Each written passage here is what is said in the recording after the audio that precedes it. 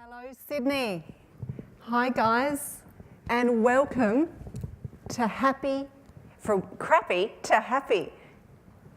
Now, my name's Kylie Hunt, for those who don't know you, and I am here to help you go from crappy to happy, strategies to help you kick butt at work.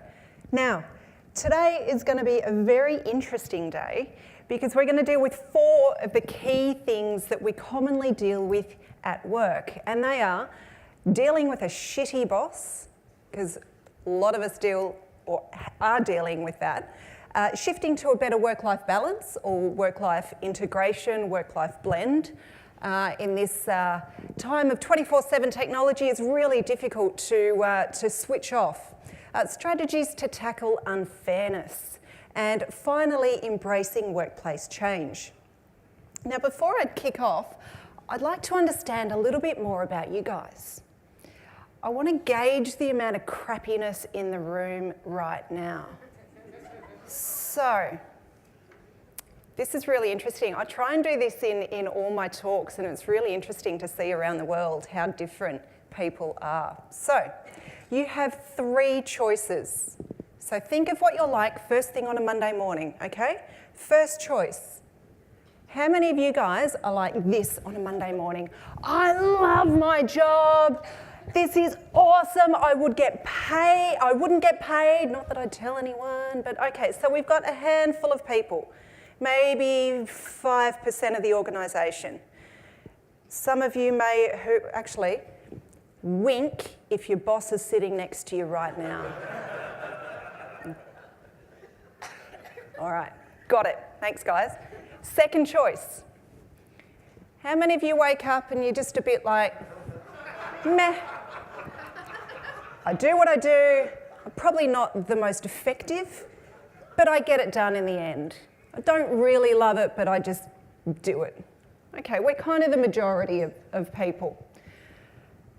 How many of you are like this guy?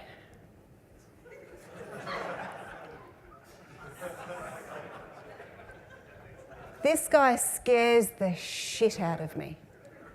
And for those who were kind of sneakily putting their hand up, you guys, come and see me afterwards because I think you might need a hug.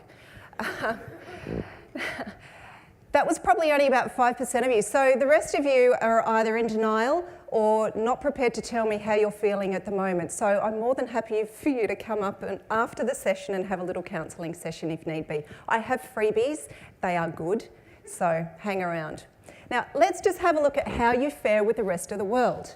So back in 2013, there was a fabulous report that Gallup did, and they surveyed 140 countries, including Australia, to gauge how employees generally feel.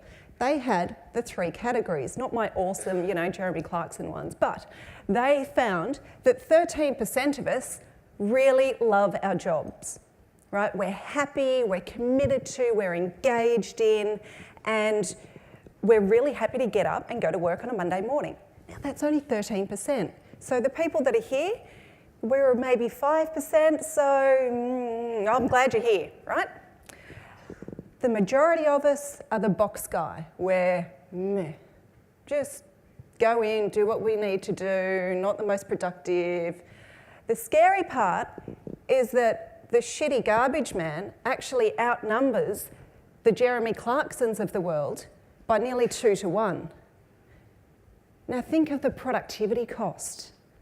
Think of the amount of crappiness that happens. So thank God you're here because you keep me in my job. Now, for those who were here last year at NDC, this is a slide that you have seen before, so I do apologise for this, but I'm not going to apologise for harping on this because your boss might say, brilliant, you've been to NDC, what did you learn? Well, I learnt that there's lots of crappiness and garbage men can be scary. And he'll go, or she'll go, fantastic, great, what else? Well, actually, happiness impacts the bottom line. Right, well, it impacts profitability. If I'm happy, I can help improve your profitability by 147%. And your boss will go, oh, what else? Well, my customers will be happy. I won't be leaving anytime soon if I'm happier. Turnover decreases by 65%. Shrinkage, that refers to theft if anyone's got a degraded mind. 28%. Absenteeism goes down 37%. And your odds of success if you're a startup goes up 400% if you have happiness on the agenda. So if you take one thing away today, not just the freebies, please take a photo of this slide, show it to your boss, please put happiness on the agenda because it is not some airy-fairy kumbaya, let's sit around, it's all great. It actually makes a really big impact. So, moving on. We've still got some cameras up. This is all recorded as well, if this helps. Now, just a bit of a change of pace. I'd like to share with you my story, and I'm going to sit down. I'm going to read this a little bit because it's kind of a bit emotional. Don't worry, I'm not going to be crying. Oh, you don't need to leave, sir. Honestly, there won't be tears, I promise. You're allowed to leave if you're going out for coffee if you bring me one as well. Oh, see you later. No Tim Tams for you. Okay, so I've got a journey from crappy to happy that I would really like to share with you because, you know, I just want to make it real for you. A few years ago, from the outside, it looked like I had an awesome job. I was a director in a company. I'd been there for 12 years. I was respected. I was part-time, which in the property industry is really difficult to get, and great salary. But I was miserable. I was getting to the point of being the garbage man. I wasn't quite there yet because that was just too scary, but it was horrible. And I was like that because I had a boss who was misaligned, a culture within the company that was misaligned, and I'd walk into the office and I'd just feel awful. Like, I don't know, part of me was being stripped away. And even on Sunday afternoons, if you were here at my talk last year, I was suffering from Mondays, which is the moment on a Sunday afternoon when you feel like shit because you realise tomorrow's Monday and you have to go to work, right? So there is such a thing as Mondays. I tried telling my doctor that and trying to get an official diagnosis. But I did actually go to my doctor and because I was stressed, and she put me on stress leave. She also put me on Valium. Now, when your doctor puts you on Valium in order to deal with the stresses at work, that's pretty effed up. And I had to take stock because it started to impact my family. And I've got 2 young kids. I've got a 5-year-old girl and a 7-year-old boy. And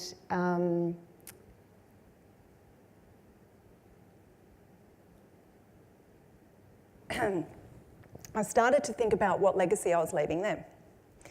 And the whole legacy issue came from the impact that my dad had on me. My dad helped me write my first resume. He cried when I told him that I'd been promoted to an associate director when I was 28. He didn't cry when I told him I was pregnant. That was the kind of dad that I had. He was old school, right? Now, my dad instilled in me an amazing work ethic, old school, so gold watch, retirement, loyalty with the company was really big with him. My dad died of cancer 5.5 years ago, and I was 12 weeks pregnant at the time with our daughter. I was 12 weeks pregnant at his funeral. And Dad dying taught me the importance of legacy. And, you know, what legacy am I leaving my kids, and what would they remember? That I was always grumpy on a Sunday afternoon, that Mummy needed, you know, little white pills in order to help her get through the day. Like, so not cool. And just not right. And it was to the point where, you know, what am I teaching my kids when it's their turn to go into the workforce? You know, that you can't be happy at work, that happiness, that work is meant to be that, just work. and it's something that we can't be passionate about or enjoy or anything like that. So I kind of got the shits and realised that it really shouldn't take a death in the family or little white pills to tell us that we should be happy at work. So I reinvented myself. I quit my job and I'm now a workplace happiness guru, or whatever I want to call myself. And the reason I'm sharing this with you is because you are the only one that can change your situation. I can give you the tools, I can give you my experience and from what I've learned from my clients and what they tell me, and what people come and tell me in conferences and things. But at the end of the day, it's up to you guys to do something about it. And I'm really pleased that you've taken the first step and you've come here today. So just a little thank you for taking that first step. So moving on to something a little bit more lighthearted, let's get into these 4 steps. Let's look at how we can kick some butt. That's not my kid, I wish it was.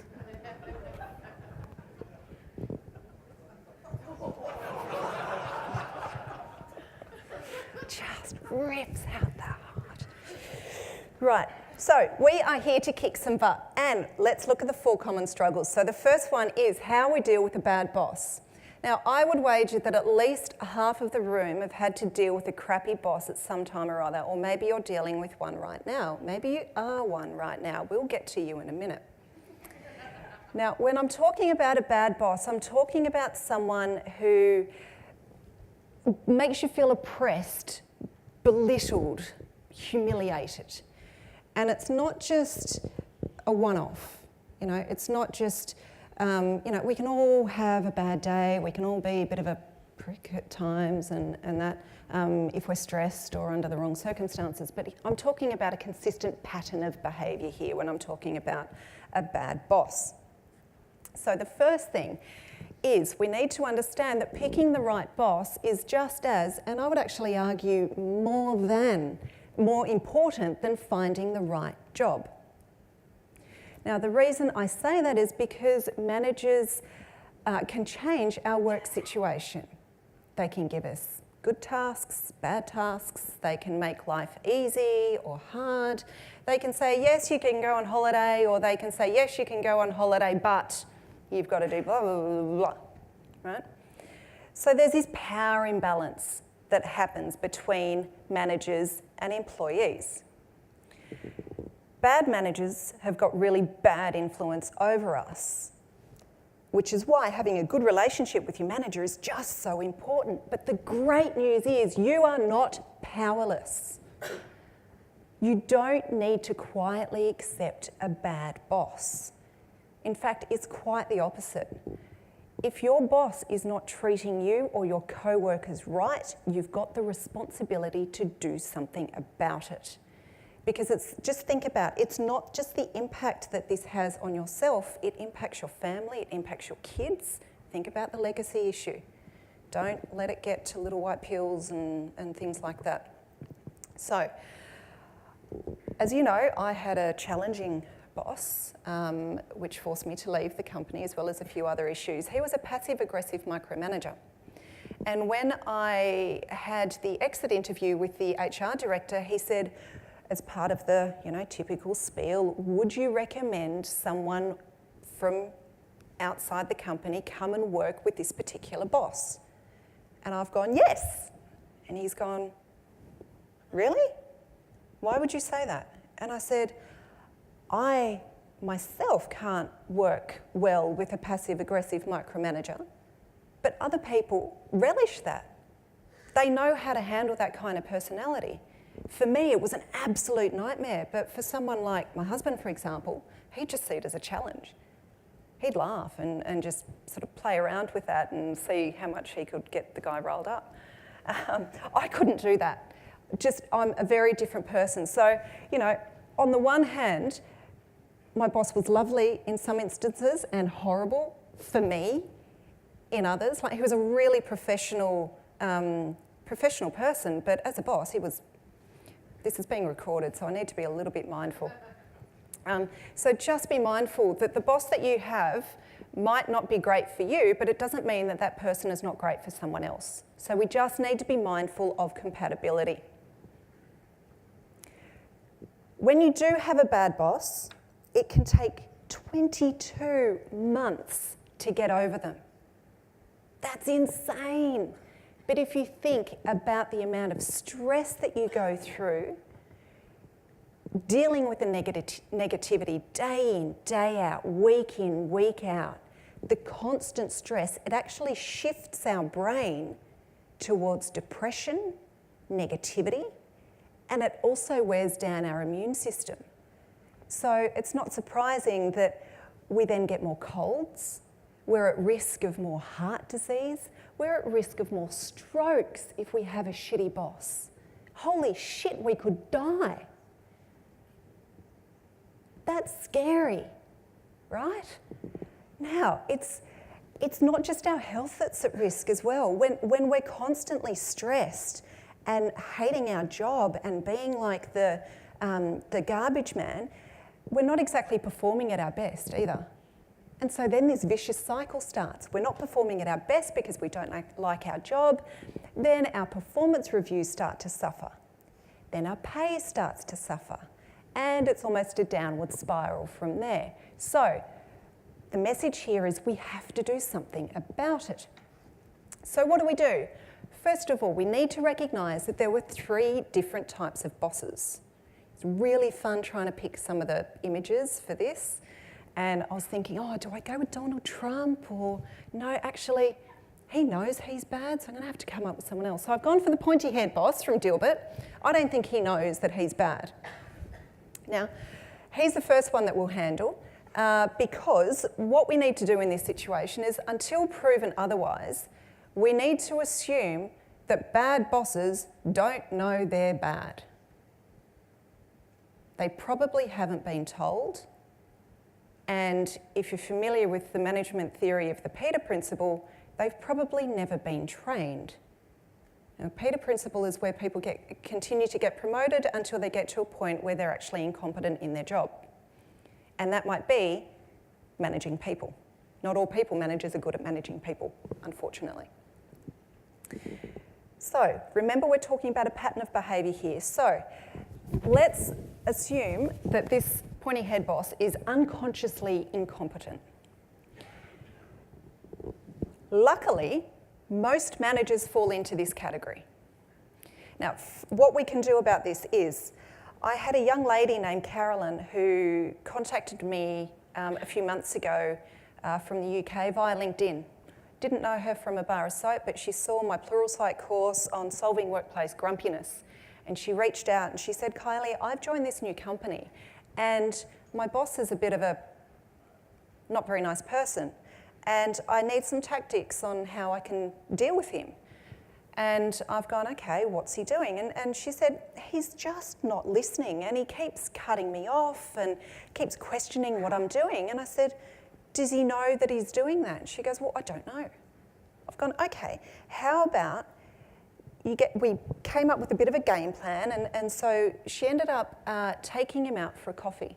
So we took him out of the workplace into a neutral territory, took him out for a coffee, and she sat down and she said, I really want to thrive here, and in order for me to thrive, I need some constructive feedback from you. That's how I would work best, and I really want to be as productive as possible. So can you please give me some feedback in these particular forms? And it became a really constructive discussion to the point where they came up with a game plan. He suggested that they follow up in 3 weeks to see how they were going. And she gave me a call back and she said that was the most empowering discussion I've ever had. And I'll take it with me through my career now. So please, you can do something about it. And I would encourage you to think about how you work best and then communicate that with your boss. The second element, this is Travis from Uber. He's been having a bit of a challenging time. He is on his way out and he's making life a little bit difficult. If you don't know him, one of his challenges is around the whole sexual harassment thing. And anyway, he has said, and I quote, because I don't want to get this wrong, "I must fundamentally change as a leader and grow up." I think that could apply to a number of people that we know in leadership positions at the moment. Now, these kind of people need our support and good advice in order to do better. Now, I have a client in IT, and they are actually represented in the audience here, and I'm really trying hard not to look at them right now. And they got me in to have a look at their onboarding program. And as part of the program, what was revealed to me was that their culture needed a little bit of tweaking, and the leadership approach needed a little bit of tweaking as well. One of the things that came out of it was they had the most passionate, dedicated leader. He had everything in his head, and he loved his employees, but no one knew. No one knew how grateful he felt and how much he loved his employees. So one of the things I tried to get him to do, now, sorry, I'm not suggesting, and I'm not looking at the people that I'm not suggesting that your boss is anything like Travis. What I'm implying here is that he knew that he needed a little bit of help, and I'm really grateful that he got me in, and so the end result was cake. Okay, it was a really good result. So this person is now showing acts of kindness and acts of gratitude and showing his staff that he appreciates them, which was freaking awesome when I got this photo through from one of his staff members. He didn't send this through. I just love the size difference, right? The little one for Duncan, thanks for being a real star, and the big one for Steve-O, thanks for being awesome. That to me is a boss who knows that he can improve, and this is an example of him improving in action. Now, I absolutely love this, and they've called me Kylie the Karma Factory, that's just cool. So the third kind of boss is the one that doesn't care either way. There was a real race for, who should I use for number 3? And as of yesterday, Pauline Hanson might have even featured. I don't know, I don't want to get political. But wow, when you put in bad boss in Google Images, Pandora's box. Okay, number 3, these are the bosses that don't care either way, whether they're good or bad. They're basically assholes. These managers are usually beyond helping, and I would suggest that you run. There's really not that much, in all honesty, that we can do to try and change personalities, because this is a personality change that we would need in order for them to become a better boss. So what can you do if you're faced with one of these 3 bosses? Now, as I've mentioned, thankfully, most bad bosses fall into category number 1, handful number 2, number 3, run. Okay, so if you're faced with 1 or 2, and the tools I'm talking about work equally well if you've got really shitty colleagues as well. Don't know if it works on husbands or wives. Maybe give it a go. We'll see.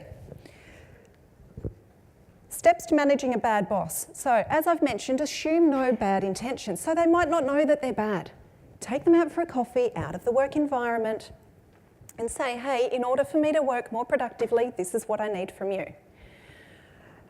Do it sooner rather than later. We've seen it takes 22 months to get over a bad boss, and if you don't do it, you might die from a heart attack or a stroke. We don't want that to happen. Your family doesn't want that to happen. Choose the right time to talk. Don't do it straight after a meeting.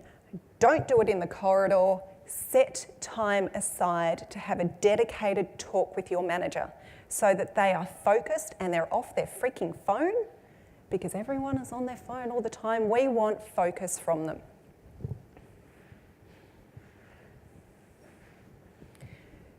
Explain the effects that their actions have on you and your work. For example, Mr. such and such or Mrs. such and such, whatever you call them, when you do X, it makes me do Y and I feel Z. So if you can give them tangible realistic examples, they're able to process things a little bit better. As I've mentioned, not all people managers are good at managing people. So we need to help them through the process, help them get the best out of you, because you know what you need to do a good job. They don't necessarily do. Make a plan and follow up. Just like my friend from LinkedIn. This is really important because it's all well and good to have a discussion and your manager might go, yep, I've ticked the box, I've had a chat and my team's all now hunky-dory, they've gone from crappy to happy because we've spoken about it, and then nothing happens. That is the last thing we want. We need action. And let's have some milestones, let's put some timelines to it, let's get all technical and analytical. This is the right audience for it. And probably one of the most important things is to praise your manager when they get it right. Because so many times we expect our manager to praise us, and it's often just a one-way street. I will get out of your way so you can take photos. But it needs to be a two-way street, you know? Managers don't often get praise. And how do we feel when we get praise? We feel really good about ourselves. So let's give our manager praise when they do the right thing. I'm not suggesting we treat them like 5-year-olds, but if we think of it in that kind of context, when I give my daughter praise, she will do more of the behaviour that I want her to see. So the point remains the same. Do something, do it now, and praise people when they get it right. If that doesn't work, try this.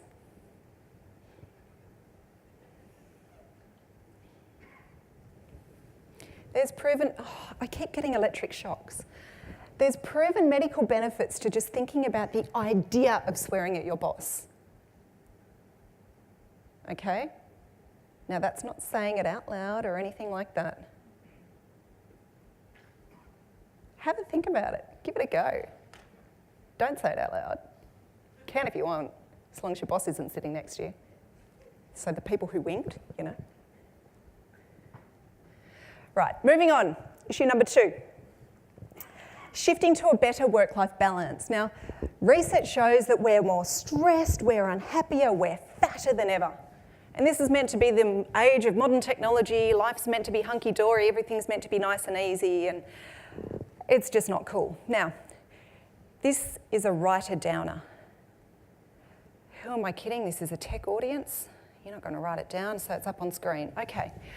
We live in a world that celebrates activity and work, ignores renewal and recovery, but fails to recognise that we need both in order to thrive. Take a photo, because I know you're not going to write it down. I shouldn't have. It's not a write-a-downer. But it's so true. We need to take time out. The ironic thing is that you're taking photos with your phone, and here I am about to say you need to put your phone away. I've only just cottoned onto that. I will work on that for my next presentation. If you don't keep learning, what's the point in being here?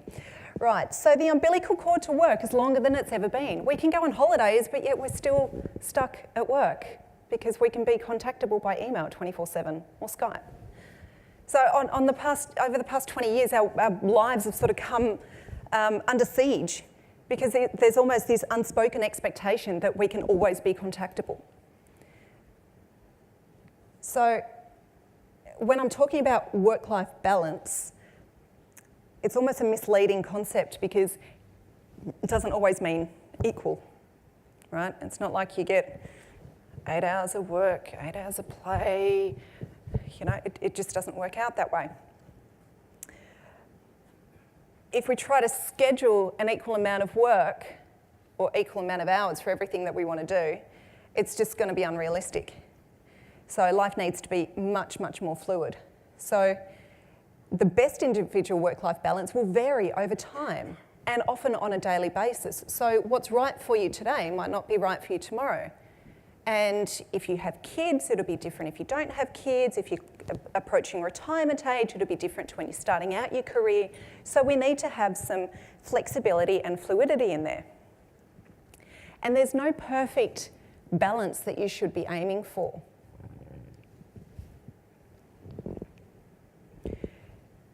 So let's just have a think of the work-life balance. Let's not call it that. Let's call it work-life harmony, or integration, or flexibility, or flow, or fill in the blank. But it's got to work for you guys. What's weird is that we've got this sort of strange notion that we need to work long hours in order to be productive and to be seen to be doing a good job, but it's absolutely crazy. There was this girl in Indonesia back in 2013 who tweeted this. 24 hours later, she was dead.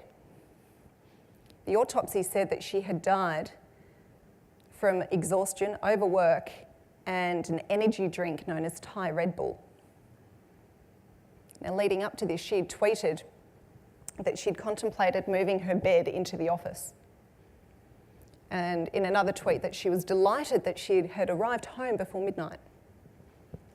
This is not something we should celebrate. This really should be a wake-up call for all of us.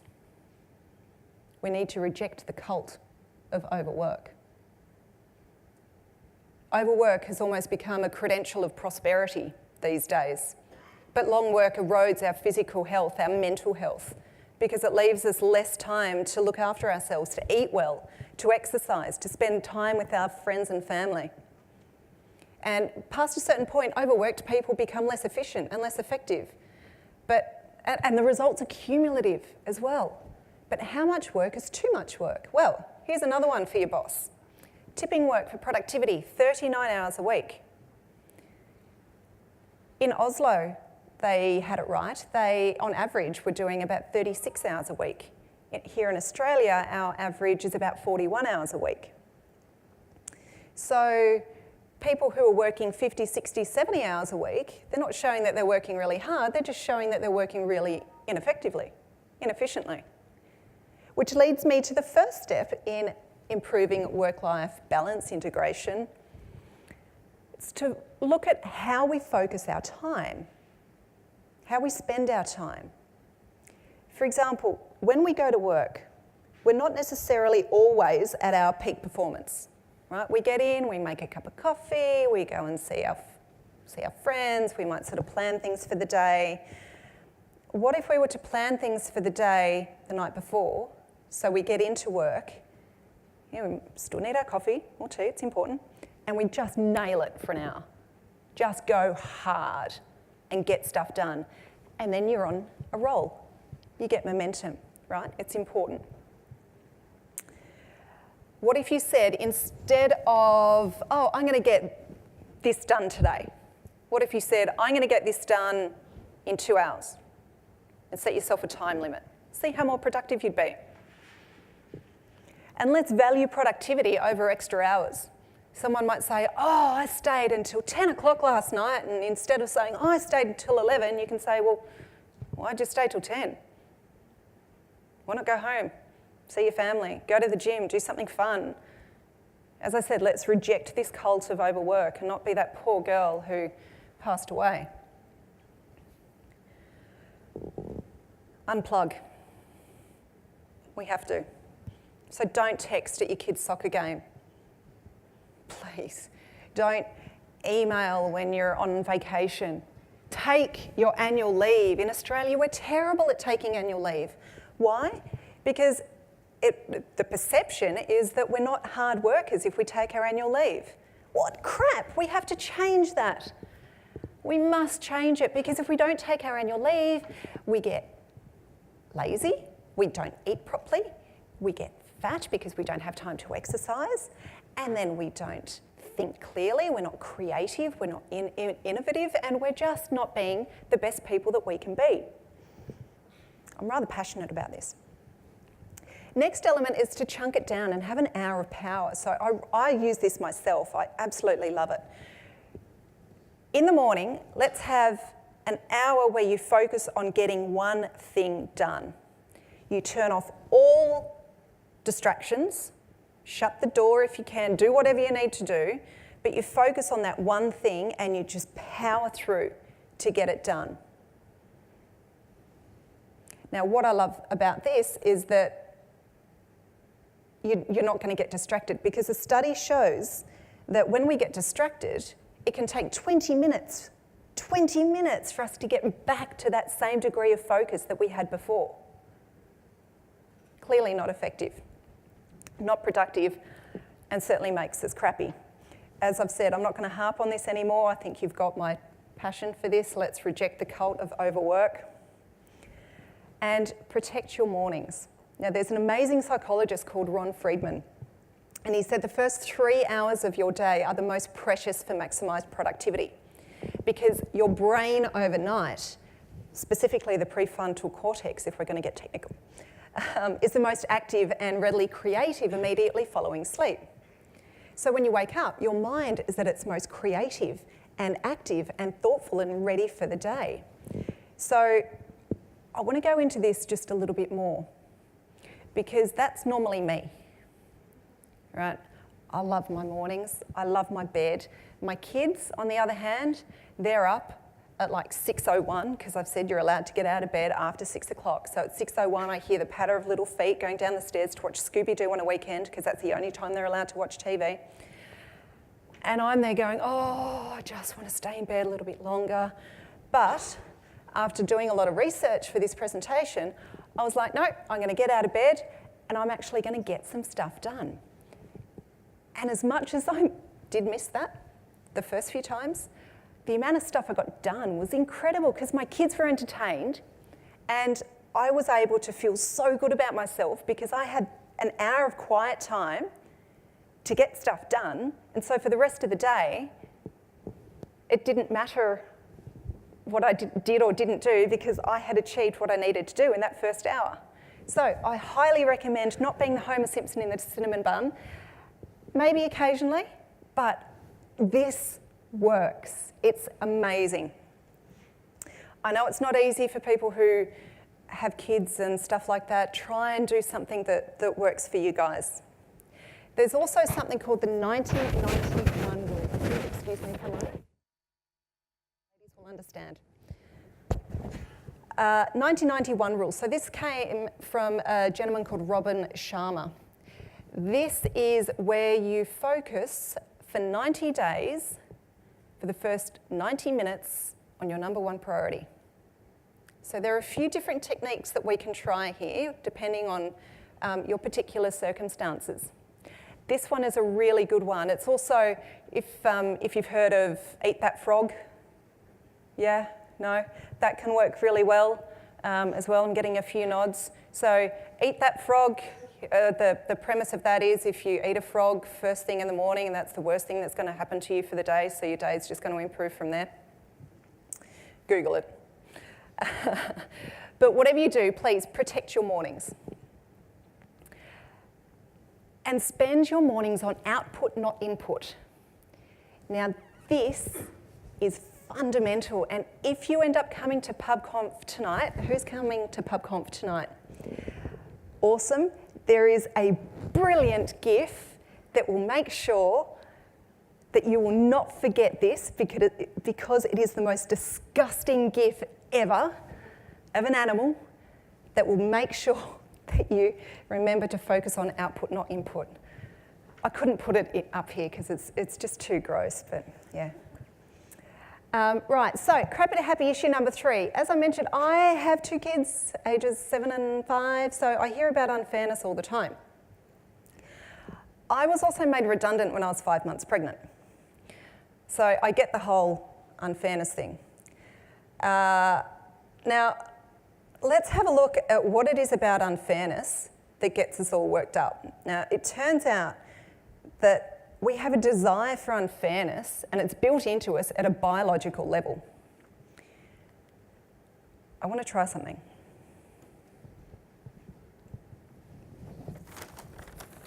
Told you there'd be freebies. No. Yes. No. Yeah. Actually. Vegemite.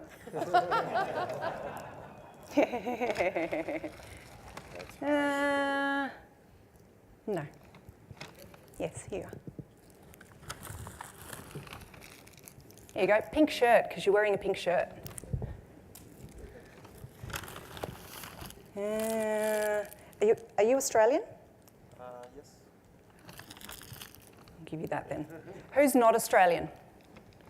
There you go.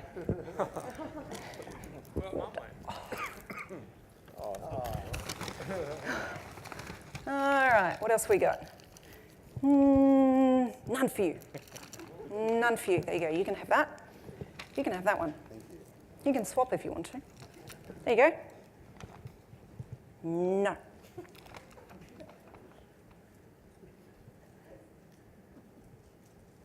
Because you nodded, you get Vegemite. There you go.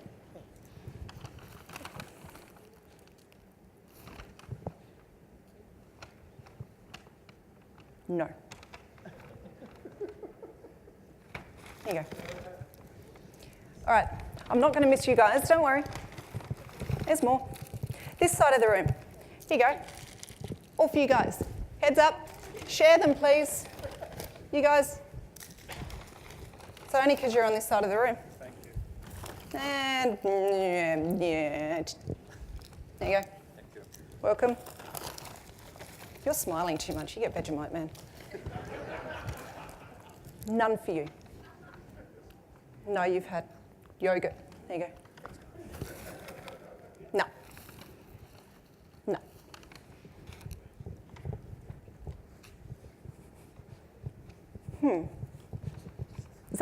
How's that taste, Aaron? Really good. Yeah?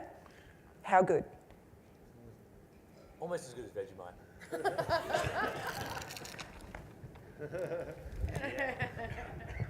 And can't forget you guys on the side. There you go. Can go with your... No, you're too busy working. There you go. And the sound guys at the back. There you go, Ryan. Thank you. You're welcome. Crew, here you go. Now, who wants to go to PubConf but doesn't have a ticket yet? Like, who's absolutely desperate to go to PubConf? I'm serious. Who would give their right arm for PubConf? I need to see hands. I'm serious, guys. If you don't have a ticket for PubConf and you really want one, hand up, straight in the air. Okay. There you go.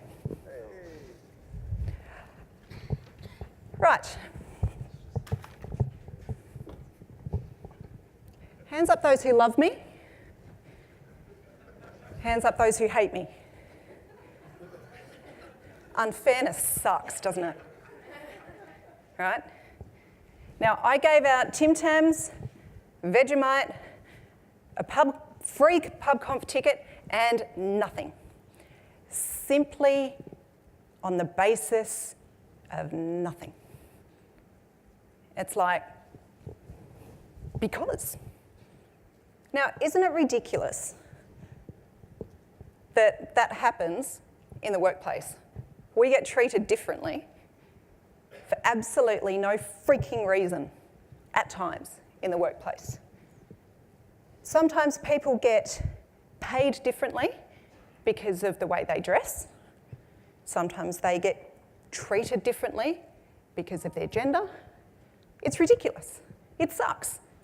And people enjoying the Tim Tams might not agree with me right now, but it does suck. The people who receive nothing or who receive Vegemite and absolutely hate it, your amygdalas in your brain are going nuts right now. So that is the part of your brain that it glows actually white. So this is where I'm talking about this unfairness. We have this biological urge, this need to be treated fairly, and when we're not, it feels like crap. It feels awful. But when we get something just because, it feels wonderful. So you owe me big time, man. Now, The reason I've included unfairness as one of our 4 elements here is because it's one of the most demotivating factors in the workplace. So because of the little stunt I just pulled, the people that didn't receive anything or who received Vegemite, imagine working with me now. Imagine if I was your boss. You'd hate me. People who received Tim Tams, you'd love me. And the people who receive Tim Tams, you might even come and work with me for less money. How's that fair? All right? So unfairness is a really big issue. Now, it's not always easy to be fair because we're human. We cannot change that. We have a subjective way of perceiving things. And it's this bias that I want to spend a few moments on, because bias is what helps us make decisions. It helped me make decisions just then in that experiment. But it's really hard because we receive 11 million bits of information every moment. It's insane because we can only consciously process about 40 bits. So if you imagine walking down George Street, which is the main street in Sydney here, which I know it looks like crap at the moment with all of the roadworks, but walking down George Street, lots of stuff happening and people and roadworks and everything. How are you able to see your friend down the other end of the street? You've got to filter out all the other stuff going on and be able to focus on that particular person. How are we able to do that? Well, it's called unconscious bias. 99 delta, well, the delta here is covered by our unconscious. And Malcolm Gladwell, in his awesome book called Blink, says that our unconscious attitudes might be entirely different from our stated values. So I might say, I am ethnically inclusive. But if someone was to study who I gave Tim Tams and Vegemite to, it might say something completely different. I have no idea.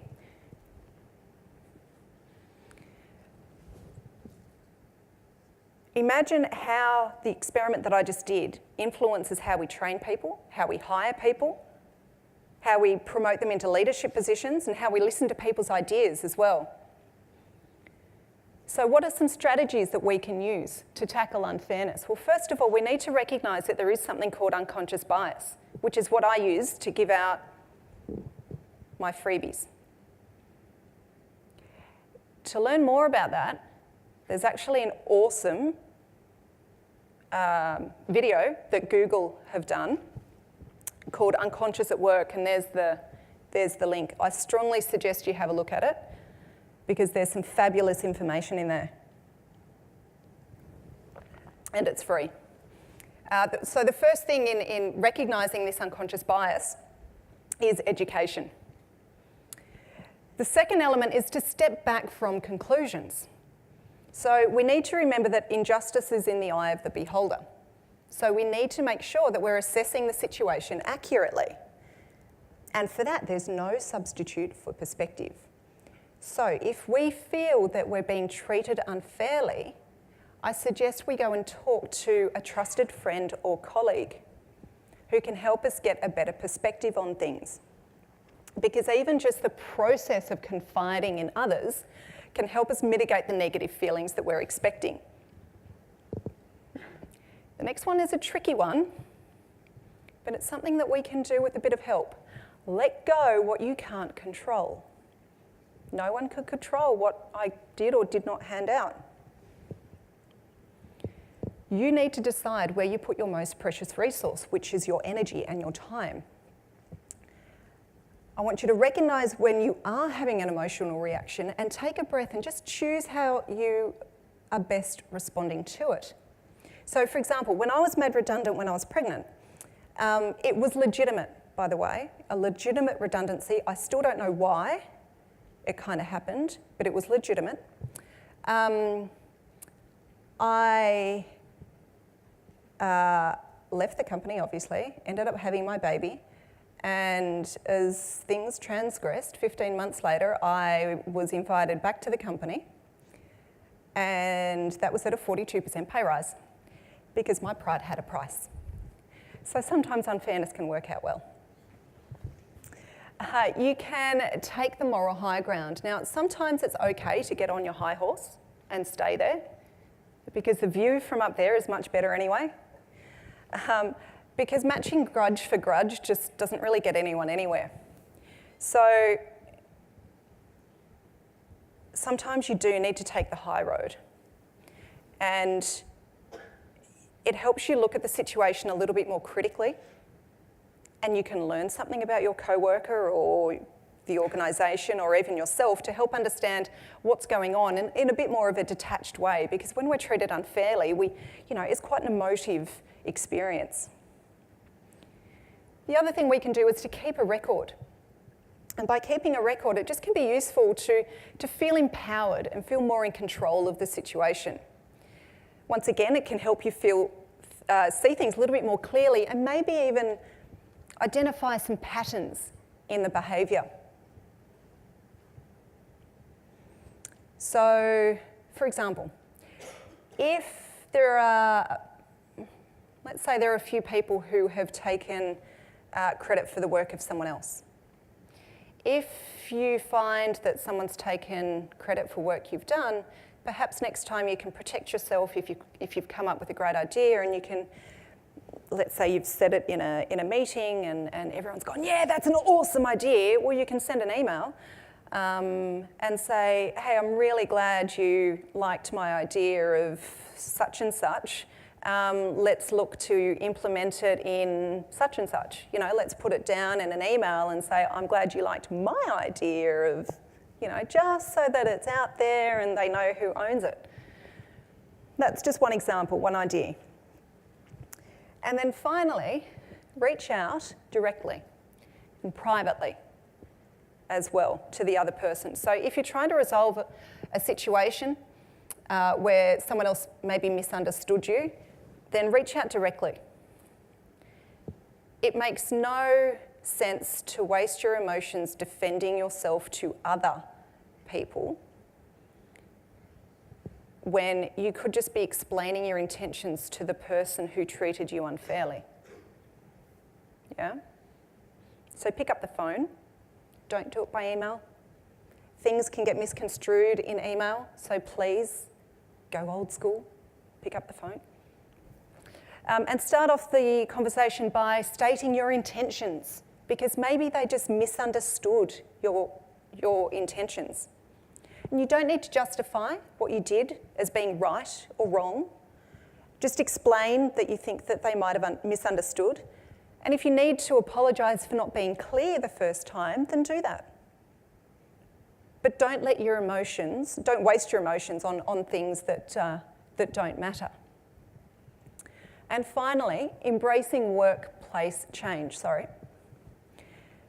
There's loads of info out there for managers to deal with workplace change, but really not that much for employees to deal with workplace change.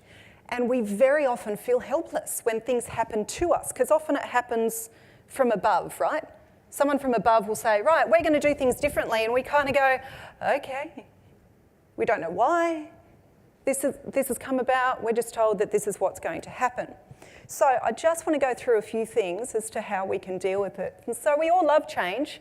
We want someone else to do it first, right? Because change can be hard.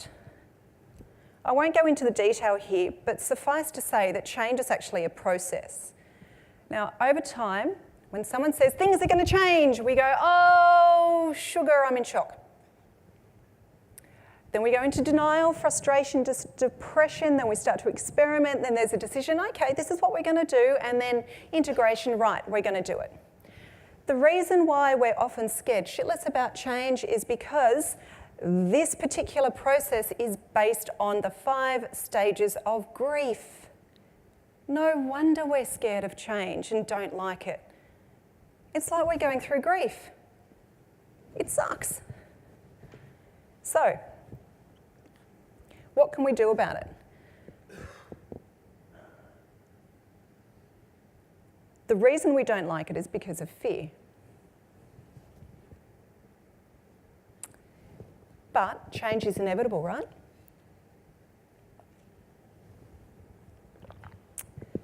And change is necessary for businesses to survive,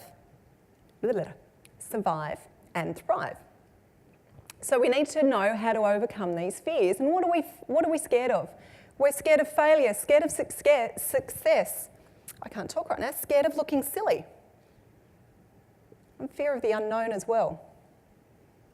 And how we thrive is through predictability and routine and a sense of control. And when we don't have that, we have this element of fear. So when we're going through a change process, it's not the change itself, it's the transition that we have the issue with, right? It's that grief cycle that we go through.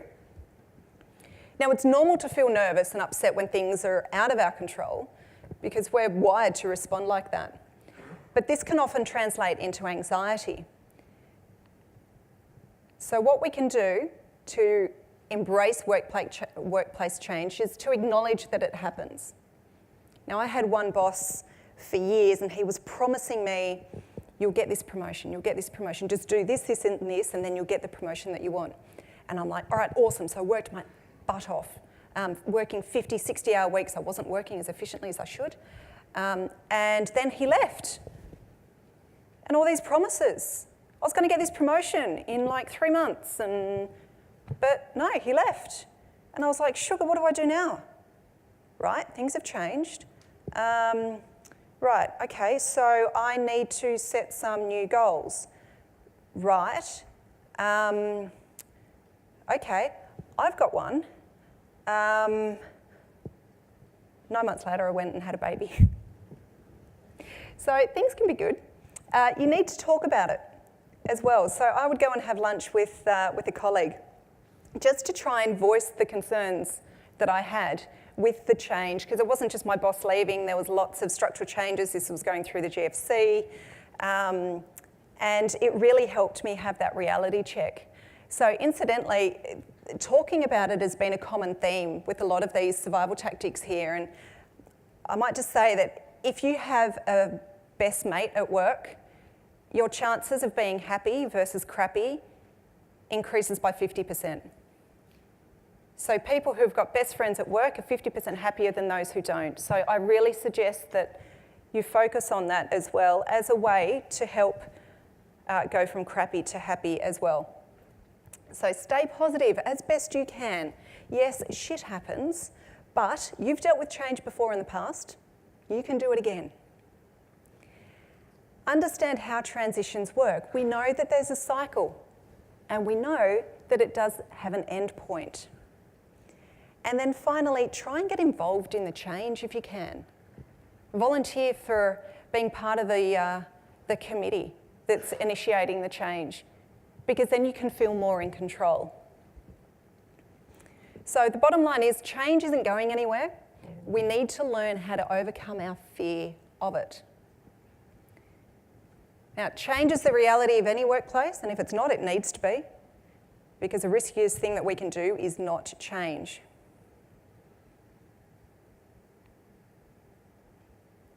So today, we have learnt that Kylie can be a bitch.